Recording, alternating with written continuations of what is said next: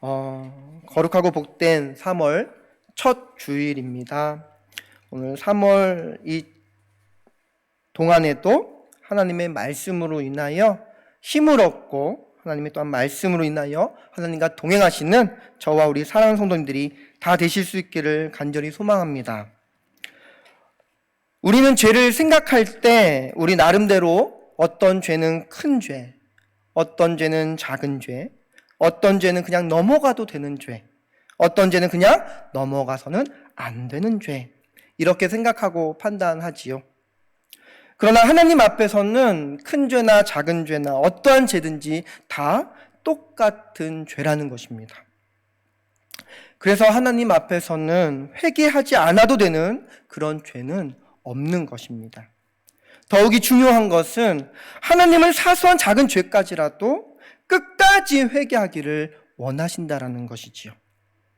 그래서 용서함 받고 정결함 받기를 원하시는 분이 우리 하나님이시라는 것입니다. 오늘 설교 제목이 정결한 마음을 주시옵소서라는 제목입니다. 우리 한번 같이 따라서 한번 읽어볼까요? 시작. 정결한 마음을 주시옵소서. 정결이라는 단어는 히브리어로 타호르라고 읽습니다. 이 단어는 더러움, 부정함, 불결, 결함이 없는 것을 뜻하는 단어입니다. 구체적으로는 영적 혹은 의식상의 깨끗한 상태를 묘사하고 순수한 물질을 묘사하는 데 사용되는 이 단어가 바로 정결 타호르입니다. 타호르, 정결이라는 이 단어는 타헤르라고 깨끗하게 하다라는 히브리어 단어에서 유래되었습니다.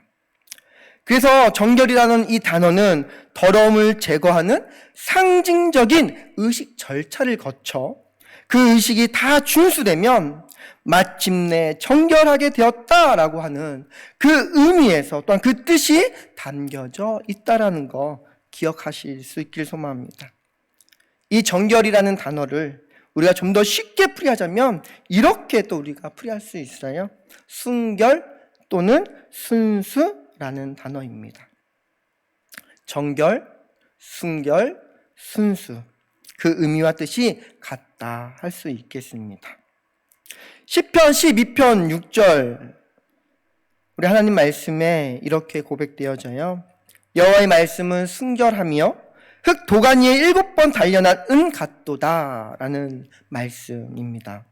여기에 순결 단어가 바로 오늘 또 우리가 주목하고자 하는 이 정결, 타호르라는 이 히브리어 단어로 같은 단어로 쓰여졌다라는 것이죠. 우리 개역 성경에서는 순결 또는 정결 이렇게 구분되어 있지만 히브리 원어로 보면 타호르, 정결 이렇게 같은 단어로 쓰여져 있다라는 것입니다.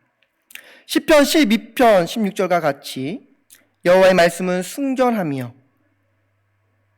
순결은 그 타오르 정결과 같은 히브리어로 앞서 말씀드렸던 것처럼 더러움을 제거하는 상징적인 그 의식 절차를 거쳐 그 의식이 다 준수되면 마침내 정결되었다라고 하는 그 의미가 또한 그 뜻이 담겨져 있다라는 것 다시 한번 기억하시면서 오늘 하나님 말씀을 잘 상고하시는 귀한 은혜의 시간이 되기를 간절히 소망합니다.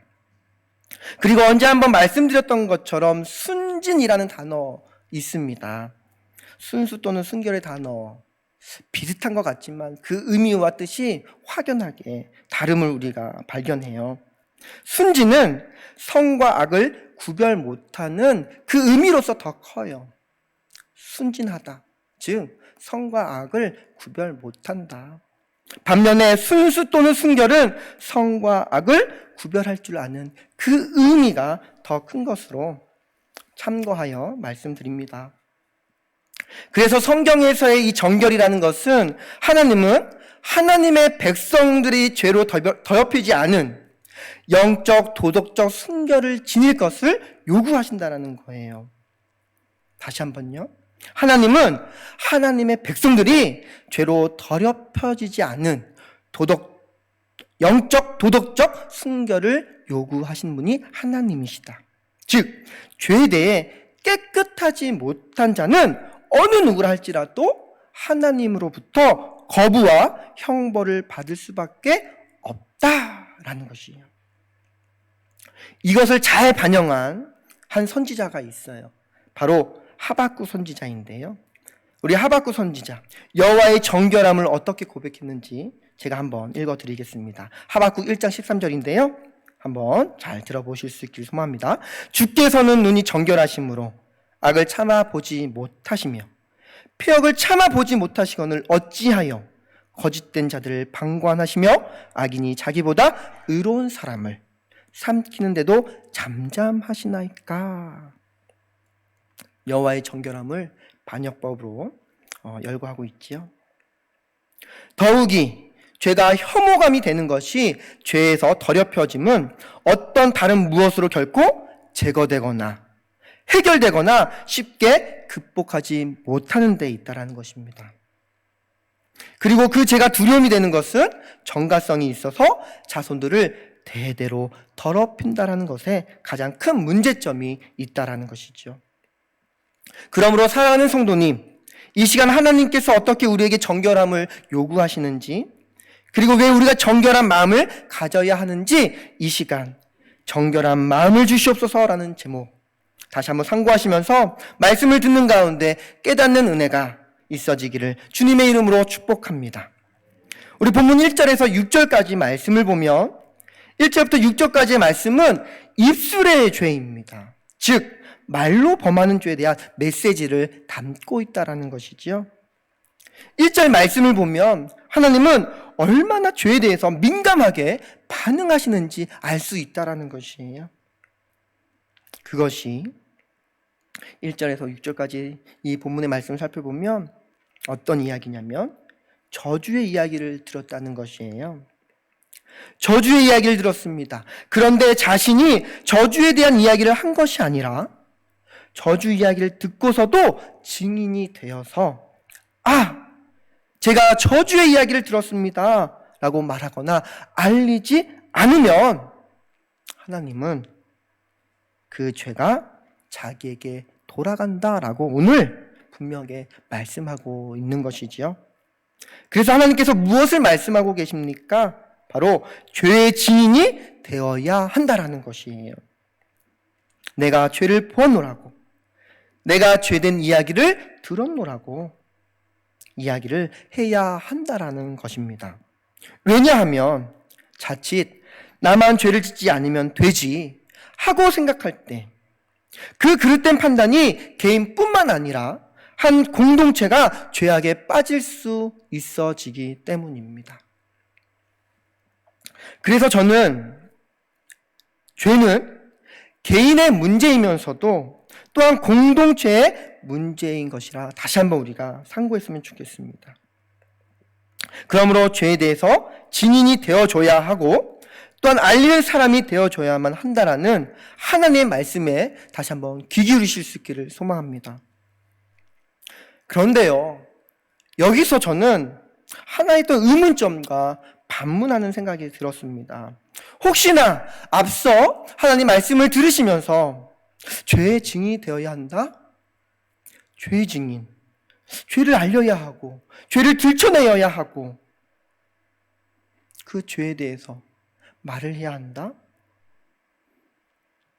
이렇게 생각하시면서 혹시 베드로전서 4장 8절 말씀 떠올리지는 않으시는지요? 베드로전서 4장 8절 말씀 구절은 이렇습니다. 무엇보다도 뜨겁게 서로 사랑할지니 사랑은 허다한 죄를 덮느니라 라는 말씀이죠. 앞서 드린 말씀과 베드로 4장 8절 말씀이 충돌되지는 않습니까?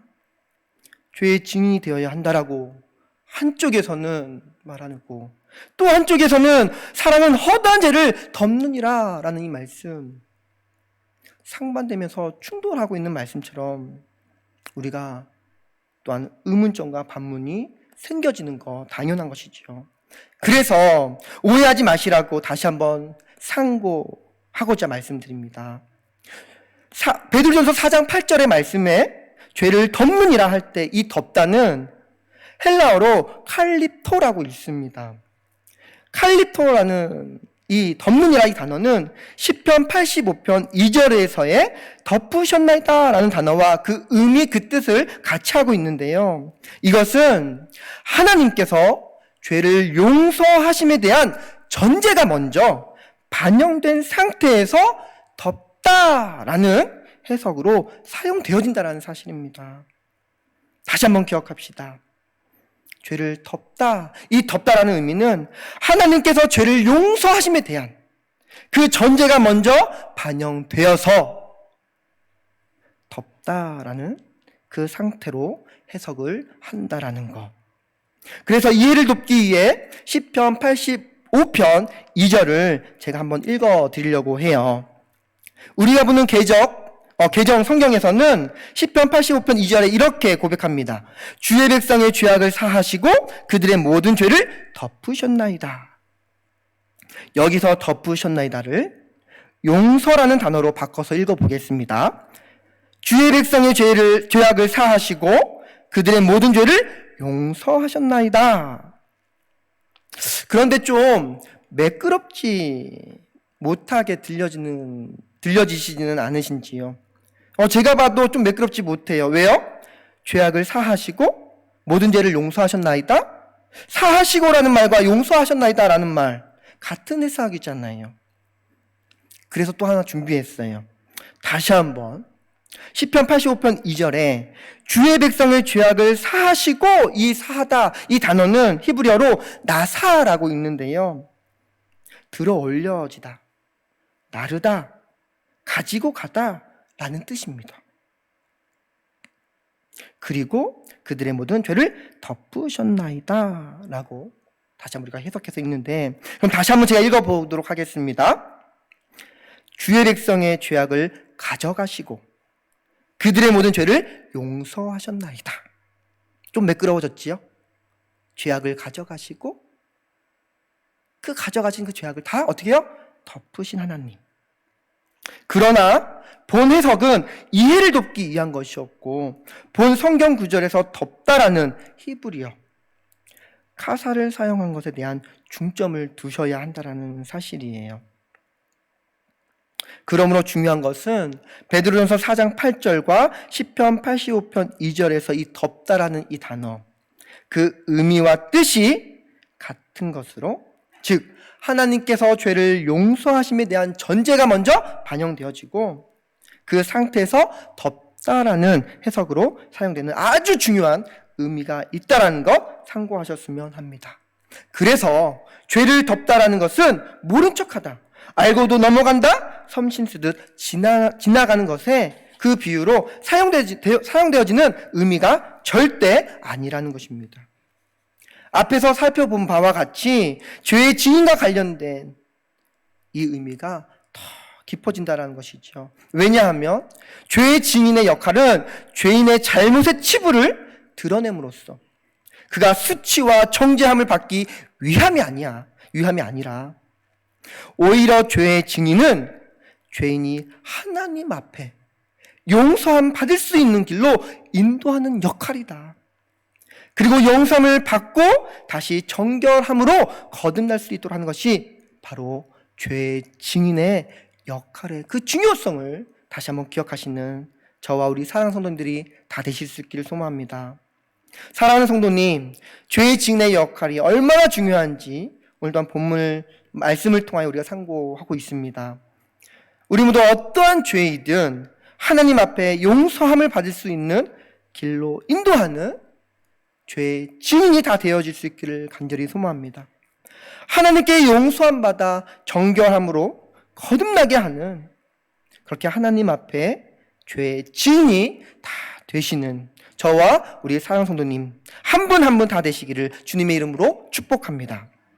이어 2절에서 3절 말씀은 부지 중에, 그러니까 그 부정한 것이 몸에 닿은 것을 알지 못하거나 혹은 알았다가 망각하는 일, 즉 잊어버리는 일이 있다 하더라도 그 죄를 물을 것이다 라는 것이 하나님의 말씀입니다. 다시 말씀드리면 이런 것이죠. 죄악을 착한 사이에 순간 잊어버려서 하나님, 제가 죄를 지었지만 깜빡 잊어버렸습니다 라는 고백과 같다라는 것이에요. 그러나 하나님은 분명히 말씀하시지요. 이것 또한 하나님 앞에서 핑계가 되지 못한다라는 것입니다. 4절 말씀은 어떤 말씀입니까? 즉 함부로 말하는 것도 죄가 된다라는 것입니다. 사랑하는 성도님, 우리가 살아가면서 얼마나 함부로 말하는 경우가 많이 있는지요. 또한 함부로 약속을 하는 일도 허다하지요. 함부로 남에 대해서 이야기하는 우리의 모습들, 심지어 함부로 할 수 없는 그 이야기들을 서슴없이 우리의 입술로 이야기하는 이 잘못된 모습들. 사랑하는 성도님, 하나님은 분명히 함부로 말하는 것 자체도 죄가 될 수 있다라고 말씀하십니다. 왜냐하면 그로 인해 허물이 되기 때문이라는 것이에요. 우리 한번 4절 같이 읽어볼까요? 4절 말씀 시작.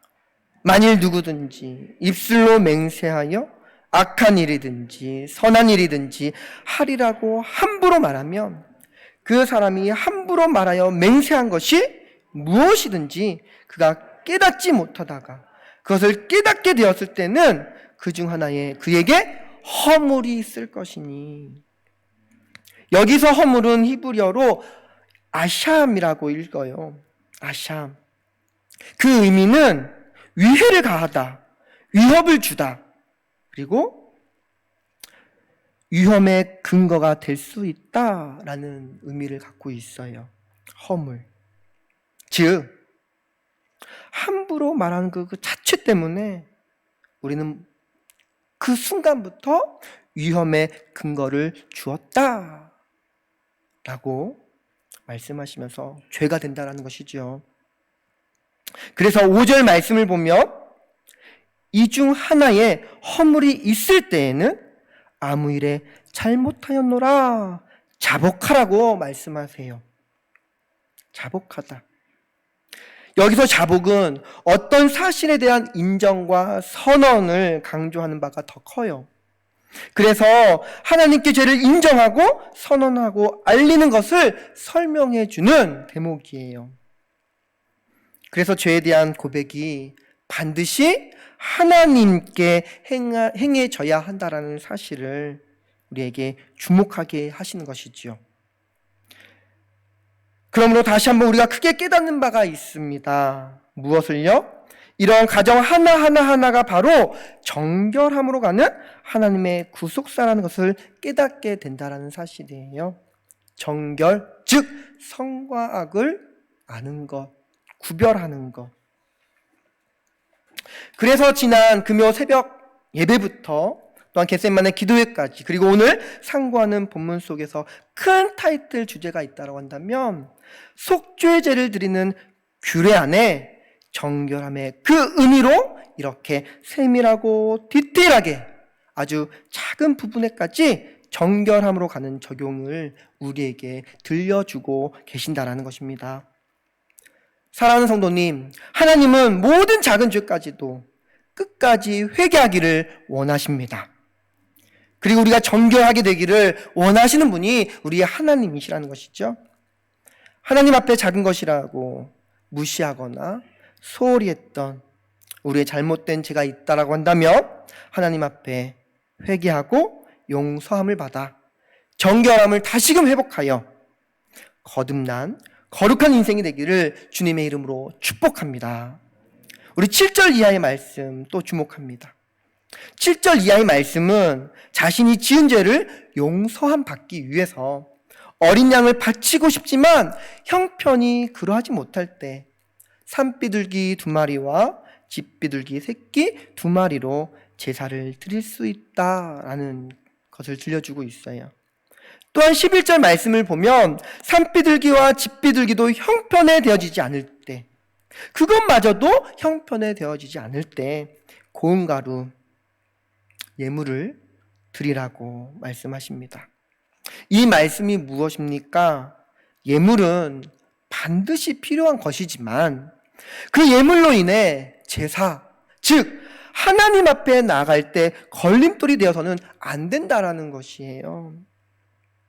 그만큼 한 심령의 또한 그 모든 하나님의 백성들의 그 형편을 얼마나 잘 알고 세심하게 기울이시는 우리 하나님을 발견하게 된다라는 것입니다. 오늘날 우리에게도 예배에 똑같이 적용되어질 수 있어요. 사랑하는 성도님들의 예물은 하나님 앞에 걸림돌이 되고 있지는 않으십니까? 아니면 하나님 앞에 성도님들의 그 예물이 디딤돌이 되고 있으십니까? 더 나아가 나의 신앙에 영적인 도약을 할 수 있도록 돕는 그 예물이 디딤돌의 예물이 되고 있으십니까? 혹시 나의 형편이 좋지 않다고, 내 형편을 하나님께서 다 아시니까 이것은 생략해도 되겠지, 이렇게 생각하고 계시는 우리 성도님들은 혹 계시지는 않으신지요? 그래서 어쩌면 이런 생각들이 저도 마찬가지지만 성도님들의 자녀들에게까지 하나님의 것을 어떻게 드려야 될지에 대한 교육과 어느 정도까지 구체적으로 세밀하게 안내와 그 교육을 해야 하는 것에 막힘과 어려움은 있지는 않으신지요? 하나님께서는 작은 것 하나라도 기쁜 마음으로 하나님의 것임을 알고 드리는 것을 받으시는 하나님이시라는 것을 다시 한번 기억하길 소망합니다. 그러나 하나님께서 말씀하셨음에도 불구하고 우리가 스스로 그 원칙을 깨거나 바꿔버릴 때 그 예물과 더불어 드려지는 그 예배는 하나님께서 받으실 만한 예배가 되어지지 않는다라는 거 다시 한번 상고하실 수 있기를 소망합니다. 작은 죄든 큰 죄든 모르는 죄든 아는 죄든 어떠한 죄든 예외가 없는 것처럼 우리가 하나님 앞에 고백할 때도 예외 없이 하나님 말씀하신 것처럼 신명기 16장 10절 이하 구절에 여호와께서 택하신 곳에서 여호와를 배웁되 빈손으로 여호와를 배웁지 말라 라는 말씀을 지켜야만 한다라는 것입니다. 빈손이라 함은 꼭 예물만을 지칭하는 의미로 생각하신다면 큰 오해를 갖고 계시는 것입니다. 빈손으로 하나님 앞에 나아가지 마라. 달리 말하면 중심을 갖고 하나님 앞에 나아가라 라는 의미입니다. 혹 중심이 없는 예배를 드리고 있지는 않으신지요? 중심을 잃어버린 채 하나님 앞에 나아가고 있지는 않으신지요? 그렇다면 지금 우리가 하나님께 간절히 고백해야 할 고백이 있다고 한다면 나에게 정결한 마음을 주시옵소서라고 고백해야 할 것입니다. 말씀을 맺겠습니다. 사랑하는 성도님, 예배의 방법은 같지만 그 대상에 따라서 드릴 수 있는 그 대상물은 다르다라는 것입니다. 그러므로 구원도 마찬가지예요. 구원의 대상에 대해서는 예수님께서 그 어떤 사람에게도 부자이건 가난한 사람이건 많이 배운 사람이건 적게 배운 사람이건 어느 누구이든 간에 그 복음을 대상에 대해서 차별하지 않으신다라는 것입니다. 그러나 우리가 꼭 주목해야 할 것이 있어요. 그러나 그 방법에 있어서만큼은 오직 예수 그리스도 십자가의 보혈로서 구원을 얻게 하셨다라는 것입니다. 그리고 부활하신 그 모습으로 우리에게 부활의 소망을 허락하셨다라는 사실입니다. 할렐루야. 사랑하는 성도님, 오늘 우리는 정결함의 과정을 우리 한번 살펴보았습니다. 왜 우리에게 정결함이 정말 중요하고 필요한 것인가? 선과 악을 알고 구별해야 하기 때문입니다. 적어도 이 예배 가운데 무엇이 나쁜 것인지 무엇이 좋은 것인지 구별하여 먼저는 우리 중심 가운데 그 정결한 마음으로 하나님 앞에 나가야 되지 않겠습니까?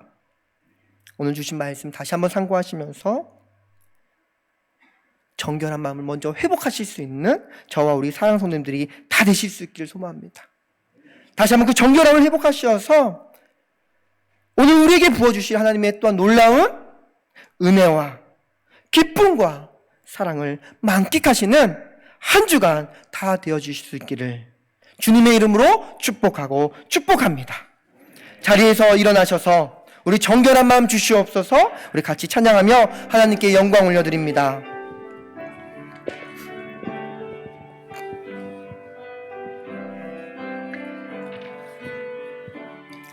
정결한 마음 주시옵소서. 오 주님, 정직한 영을 새롭게 하소서. 우리 다시 한번 고백합니다. 정결한 마음 주시옵소서. 정결한 마음 주시옵소서. 오 주님, 정직한 영을 새롭게 하소서. 정직한 영을 새롭게 하소서.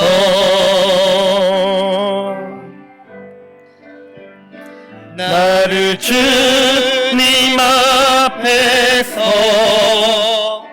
멀리하지 마시고 주의 성령을 거두지 마옵소서.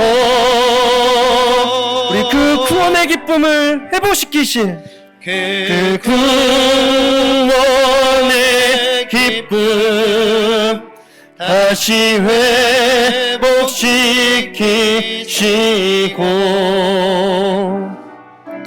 변치 않는 맘 내 안에 주소서. 나를 주님 앞에서 멀리하지 마시고 다시 한번 우리 간절하게 고백합니다. 나를 주님 앞에서 멀리하지 마시고 주의 성령을 거두지 마옵소서.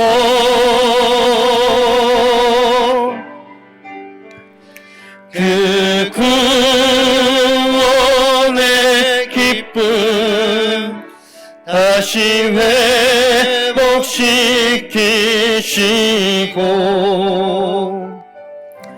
변치 않는 맘 내 안에 주소서.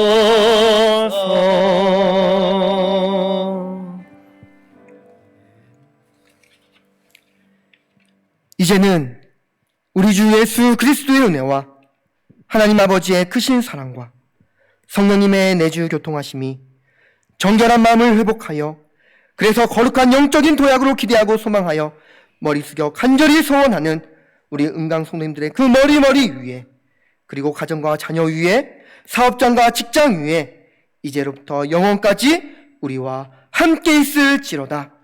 아멘.